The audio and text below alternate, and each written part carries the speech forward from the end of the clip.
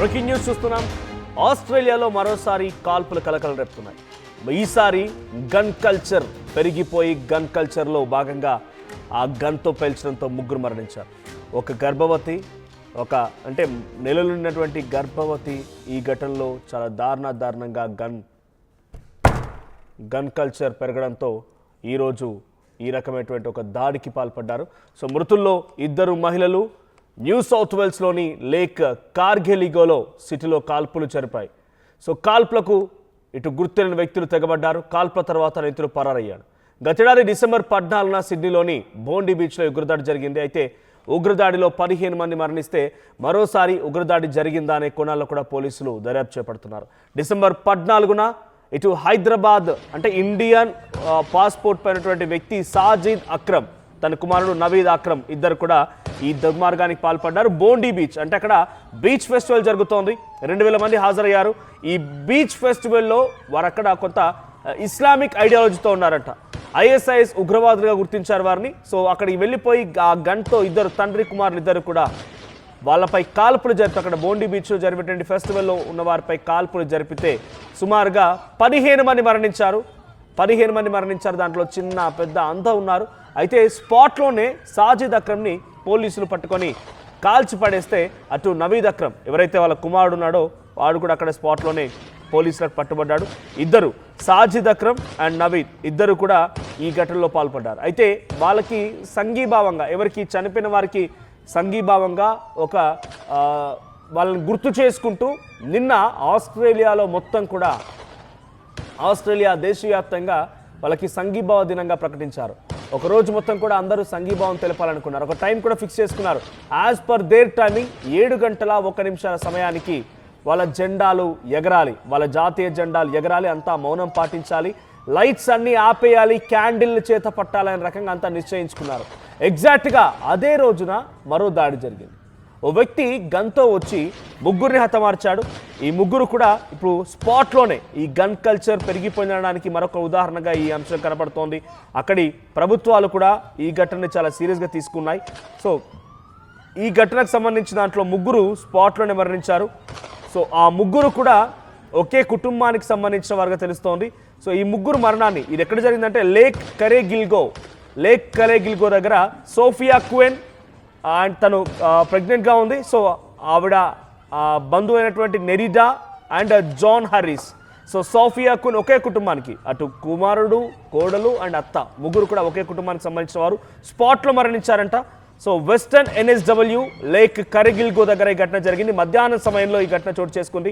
అయితే ఏ రోజునైతే అక్కడ గతంలో ఉగ్రవాద చర్యల కారణంగా ప్రాణాలు కోల్పోయిన వారికి సంఘీభావంగా వాళ్ళకు మద్దతుగా వారికి ఒకరోజు సెలవు దినంగా ప్రకటించుకొని ఒక ప్రత్యేకమైనటువంటి కార్యక్రమానికి దేశవ్యాప్తంగా పిలుపునిచ్చారు. అదే రోజున ఈ సంఘటన జరగడం మీకు గుర్తుండే ఉంటుంది. అది సాయంత్రం సమయం బీచ్ ఫెస్టివల్ జరుగుతోంది. ఆ బీచ్ ఫెస్టివల్ జరిగే దగ్గర 2000 మంది హాజరయ్యారు.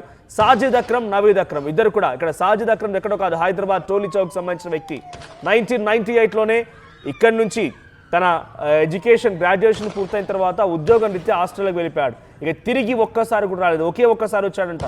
వాళ్ళ కుటుంబాలు చెప్పాయి. ఆర్టీవీ కూడా వాళ్ళతో ఇంటర్వ్యూ చేసే ప్రయత్నం చేసింది గతంలో, వాళ్ళతో మాట్లాడించింది.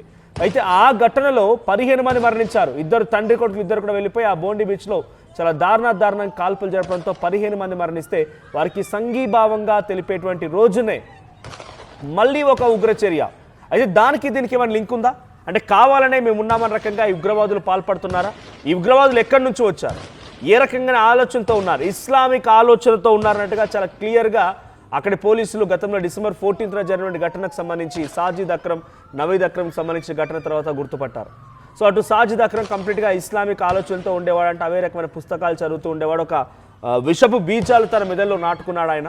తన కుమారుడు 24 ఏళ్ల అబ్బాయి కూడా ఇదే రకమైన ఆలోచనతో ఉండి ఈ రకంగా దుర్మార్గానికి పాల్పడాలని చెప్పి గన్తో చిన్న పిల్లల్ని సైతం కాల్చి చంపడాలు, మహిళల్ని వృద్ధుల్ని కాల్చి చంపడాలు చూస్తూ ఉంటే ఎంతటి విషపు బీజాలు నాటుకుందో అర్థమవుతుంది వాళ్ళ మైండ్లో. సో ఈ రోజున మళ్ళీ జరిగాయి. ఒకసారి ఆ కాల్పుల శబ్దాన్ని మనం వింటూ ఉన్నాం. సో ఇక్కడే ఎగ్జాక్ట్గా ఆ కాల్పులు చోటు చేసుకుంది. సో ఇక్కడే ఏదైతే మీకు ఆ వెహికల్స్ కనబడుతున్నాయో ఎగ్జాక్ట్గా అక్కడే ఆ కాల్పులు జరిగాయి. ఆ మృతదేహాలు కూడా అక్కడే పడిపోయి ఉన్నాయి. సో 30 ఏళ్ల ఒక మహిళ Sophia Quinn, she is pregnant, and Nerida Quinn 50 ఏళ్ల వయసున్న ఆవిడ. So John Harris almost 35. So ముగ్గురు ఒకే ఫ్యామిలీకి సంబంధించిన వారు. మిట్ట మధ్యాహ్నం అందరూ రోడ్లన్నీ ప్రశాంతంగా ఉన్నాయి. సంఘీభావం తెలిపే రోజున అన్ని కూడా వేడుకలు జరుగుతున్నాయి. ఏకంగా అక్కడి ప్రధాని ఆస్ట్రేలియన్ ప్రైమ్ మినిస్టర్ కూడా ఒక మీటింగ్ని ఆర్గనైజ్ చేసి ఆ మీటింగ్లో పలువురికి ఆయన సంఘీభావం తెలియజేశారు. సో దాంట్లో ఎవరైతే విక్టిమ్స్ ఉన్నారో, గాయపడిన వారు ఉన్నారో అందరినీ కూడా హానర్ చేసుకున్నారు.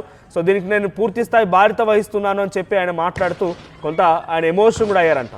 సో ఆస్ట్రేలియన్ పార్లమెంట్లో కూడా ఈ గన్ కల్చర్ పెరగడాన్ని కంట్రోల్ చేయాలని చెప్పి ప్రత్యేకమైన బిల్స్ని కూడా పాస్ చేశారంట.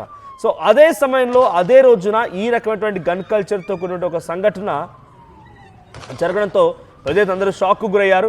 సో లైట్ విల్ విన్, ఎప్పుడైనా నిజం గెలుస్తుంది, ఇకపై గన్ కల్చర్ ఉండకూడదు అనే రకంగా వాళ్ళంతా మాట్లాడుతూ ఉన్న సమయంలోనే, వాళ్ళంతా స్పీచెస్ ఇస్తున్న సమయంలోనే ఎగ్జాక్ట్గా అదే రోజున ఈ సంఘటన చోటు చేసుకోవడం. So Australian prime minister Anthony Albanese addressed massive crowd. ఒక భారీ సమావేశానికి కూడా పిలుపునిచ్చారు ఆయన. ఒక సభకు సమావేశానికి పిలుపునిచ్చి ప్రసంగిస్తుండగా ఒక్కసారిగా ఈ యొక్క వార్త తెలియడంతో అంతా షాక్కు గురయ్యారు. మళ్ళీ ఉగ్రవాద చర్య పెరిగిపోతుంది. అసలు ఆస్ట్రేలియాలో ఉగ్రవాదులు ఎందుకు ఈ రకమైన దాడికి పాల్పడుతున్నారు, ఆస్ట్రేలియాతో ఉన్న విభేదాలు ఏంటి, ఆస్ట్రేలియాను ఎందుకు టార్గెట్గా చేసుకున్నారు, స్లో పాయిజన్ లాగా ఇక్కడ గన్ కల్చర్ ఈ స్థాయిలో పెంపొందించడానికి గల కారణం ఏంటి, ఇవన్నీ కొన్నాళ్ళలో కూడా అక్కడ ఇన్వెస్టిగేషన్ ప్రారంభమైంది. ఒకసారి నిన్న మధ్యాహ్నం సమయంలో ఈ ఘటన చోటు చేసుకున్నప్పుడు ఎటువంటి గన్ సౌండ్ వినిపించింది, ఒకసారి శబ్దాలు విందాం.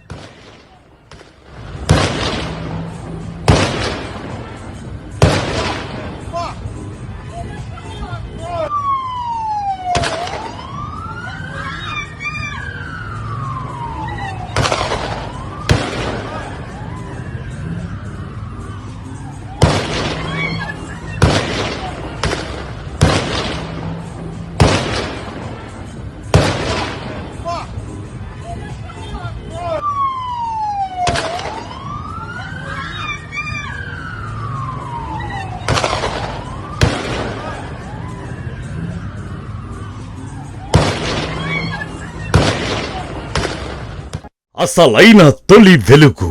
ఫాలో వాట్సాప్ @తొలి వెలుగు official.